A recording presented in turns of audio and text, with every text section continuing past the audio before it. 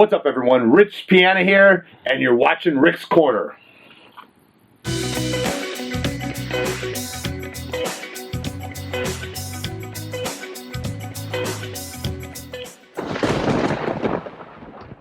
Ric's Corner. I got Doug Brignole back. We're on right now, live.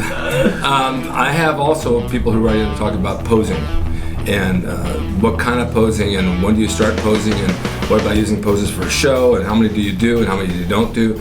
And the posing is part of your workout, right? It's part of getting yourself in shape when you start posing. Oh, part of the contest prep. Yeah. Yeah, I mean, you don't want to get on stage and be flexing for the first time, because then you'll start cramping up. And right. You want to be really familiar with those flexes. You got to be familiar because it works the muscle a certain way. Yeah. And you got to know how to angle your arms and how to angle your feet. I see so many guys posing and their feet are like over here backwards and this way, and they look so out of proportion. Yeah. They just don't look symmetrical. They don't know what to do with their feet, their legs. Right.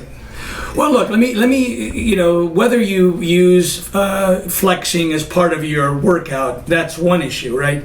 The other issue is, how to make your routine artistic. Right.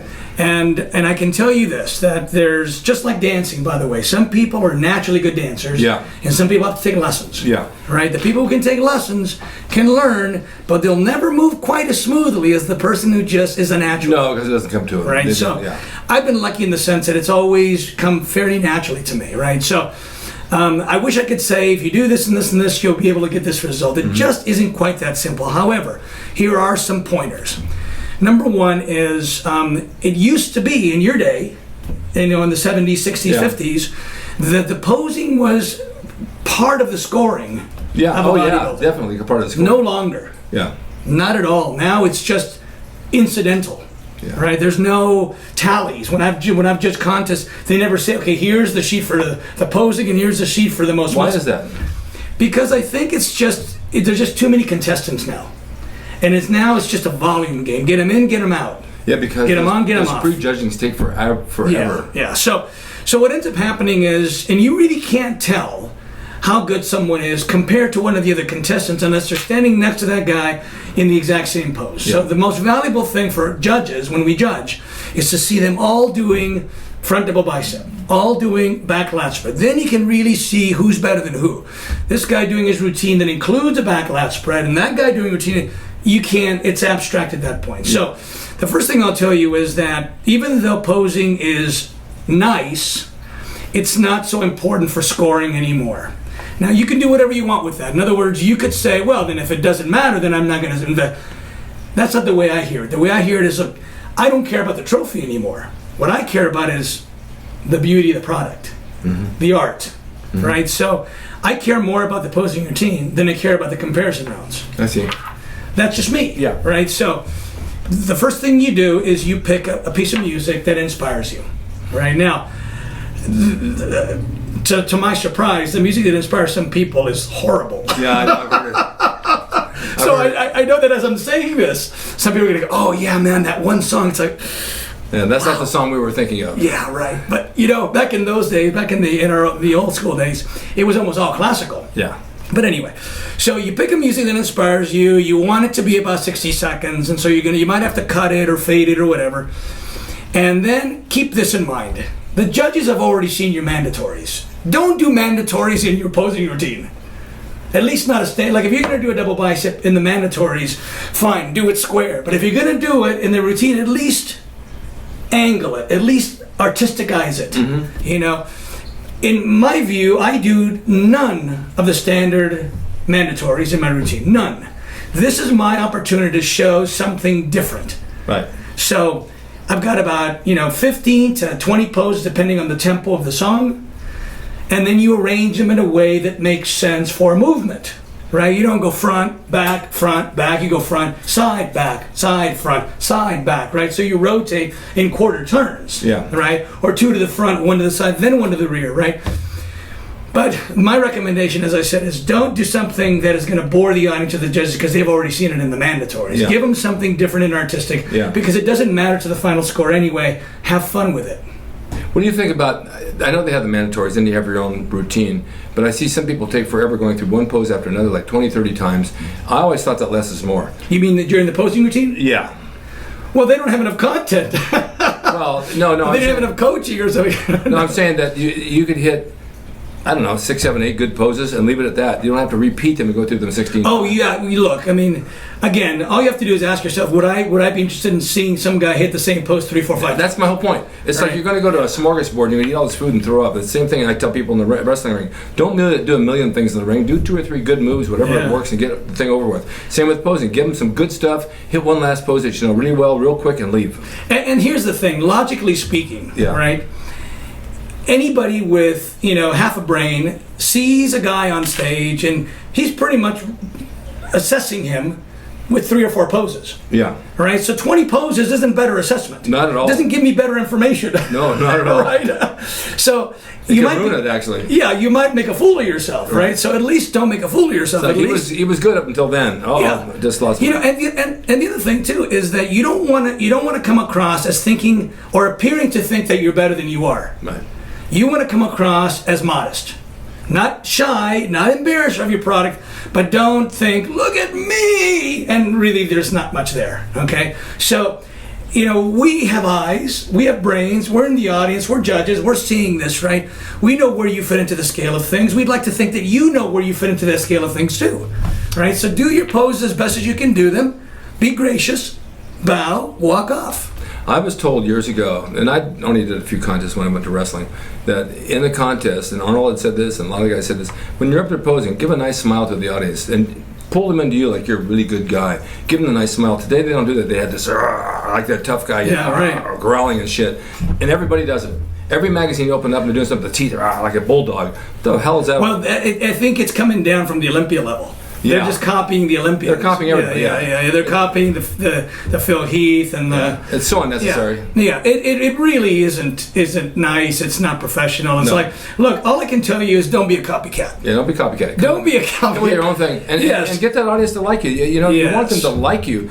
Yeah, you're making all these horrible faces posing, and it's like it's ugly. Yeah. I saw a girl on America's Got Talent the other night. She was singing. She was a pretty girl until she sang, and she made all these ugly faces. And I said, "Oh my God!" My girl was like, "Look at the faces she's making," because she couldn't. They were just ugly. Well, if she couldn't control herself, you have to feel sorry for her. Yeah, but I mean, if she was doing it on purpose, and she's just dumb. She was a pretty girl, and it didn't have to go that way. And the same thing in bodybuilder. You have a nice, beautiful body, and you're up there posing, and you give them an ugly face. Why would you want to do that? Well, look, I mean, this is a subject that I've obviously analyzed a lot. Yeah. And I believe that bodybuilding, that physique development is a beautiful, elegant thing. Right. And I think it should be presented as beautiful and elegant. But a lot of guys have a different idea. And their idea is that it should be scary and macho and dangerous and threatening.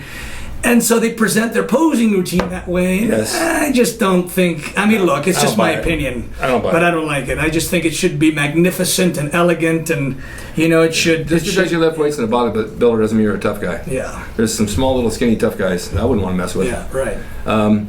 So let's talk about your book real quick. Oh yeah. Well, I finally finished my book, as I said in the previous show. 9 years of work. The Physics to Fitness explains why exercise does what exercise does. Yeah. At least mechanically. We need to know why. So when you understand the mechanics of the body, it makes it very easy to decipher between what works better than what. So when someone says, this is a good exercise, you should ask one of 2 questions. Compared to what?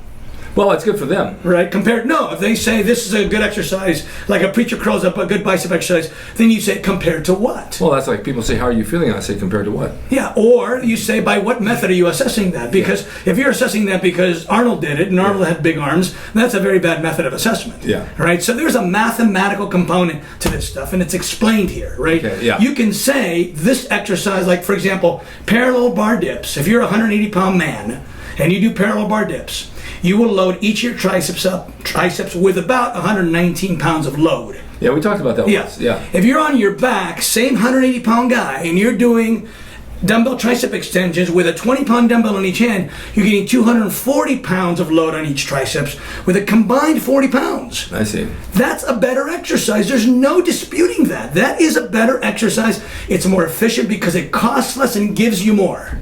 So why would you bother with the lesser exercise? That makes sense. And then they go, for variety's sake. Well, variety is nonsense. I mean, if variety means using a lesser exercise, it's just a lesser exercise. It's like saying I'm going to eat good food today, but bad food tomorrow, and the variety's going to do me good. I'm gonna eat fish today. I'm gonna eat potato chips tomorrow. But variety is good, right? Yeah, variety's it's like good, no, yeah. it doesn't work that way. Quality is quality always. Yeah. Oh, Anyway. that's perfect sense. I love that. So the book is not available in paper form yet. This is just a one of a kind for now.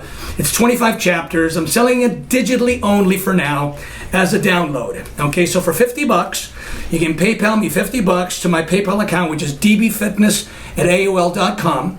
And then I will send you on September 1st and there forward a link to a Dropbox account, and you will go there and download the 25 chapters, and you will have tens of thousands of dollars worth of information for $50. Yeah, it's well worth it. $50 is nothing nowadays. That's And look, this is 40 years of experience in here. And it's funny that you say that though, because 40 years of experience, I have 50 years in bodybuilding and wrestling, and I'll have a wrestling class and I'll tell them it's $50, and they say, "Oh, can you give me a cheaper deal?" You know what? That's too cheap. Yeah. You know, you're cheapening yourself with all your knowledge. They don't want to pay you for your knowledge. Let me just tell you that this right here, okay, it's in color. This costs over $300. I know. To make in Kinko's. Yeah, and I know that. It's just, I mean, it could be cartoons and it'd be $300 some dollars, they're right? very expensive. So paper is expensive. Ink is expensive. Yeah. So $50 is nothing. No, but what I'm saying is, and for all of you, And the value of the information. people want knowledge, and from where I come from, in the golden era, there's very few of us around. Most of the guys have died. So I present this show with knowledge because it's something I want to get across. I don't charge you for it. But you know what? When I do the wrestling and I have the school, or someone wants some training method and I tell them I can do it online, they don't want to pay because they're too cheap, and they think, "Oh, that's too much money." It's not too much money. Yeah. What do you expect to come in a wrestling class for $10? Right. And to get experience Yeah. from this guy who's been doing it for years. Yeah, to get so you can go WWE Yeah, it's Superstar. an insult. It's an insult. It's definitely an insult. How about free? Can you give me free? No. Don't Listen, you know, I consult with a person for 1 hour for $100. Yeah. There's no way I could deliver all this information in anything less than about 50 or 60 hours. Of course. Right? Of course. And so just do the math on that, right? Well, let's say. So let's say I charge $200 for online training for a month. I'll go through your diet and your exercise, get you in shape, work with you on a semi-weekly basis because I have a lot of people. And then you'll say $200 is too much, but how much are you going to pay a trainer every day in the gym? They charge anywhere from $100 to $165 a session. Right. And 5 sessions. And by the way, there's not that much teaching that goes on. No, the most of the time they're on their cell phone. Yeah. So let's just say you're paying $1,000 a week for a trainer. That's $4,000 a month. Right. You're going to give me $200, and that's too much. Right. Doesn't make sense. No, I mean, the bottom line is if it improves the way you develop your body, if it protects your joints, if it saves time and saves energy, and it only costs you $50, Yeah. come on. I know. It's been more than. I mean, I can tell you right now, and you can attest to this, right? If some of these people knew today, or back then I should say, what they could know today, all right, and save themselves the joints and the lower backs, and all, they would say, "Are you kidding me? I pay 10,000 times more than $50." But absolutely. It's too late now. Too late now. Yeah. Hindsight. Well, thank you, Doug. My pleasure. Thank you. As always, It's a pleasure being here. Thank you guys for watching Rick's Corner. It's always good to have Doug on. We'll have him on more and more and more. And take a look at this book. This is something, if you want to get good at something, then read that and get good at it. Just don't go around aimlessly in the gym looking for something to do that you don't know what works. I see that all the time. There's a lot of wasted time exercises in the gym. Well, I just not even going to get into this. I just did a show on the balls in the gym. Using right. the balls. Right. I almost got hit in the head with one. Yeah. Well, and it's over commercialization. It's people trying to make a buck on you at your expense. Yeah. Trainer's throwing the ball with one hand, he's texting on the other, like this. Thanks for watching Rick's Corner. We'll see you next time.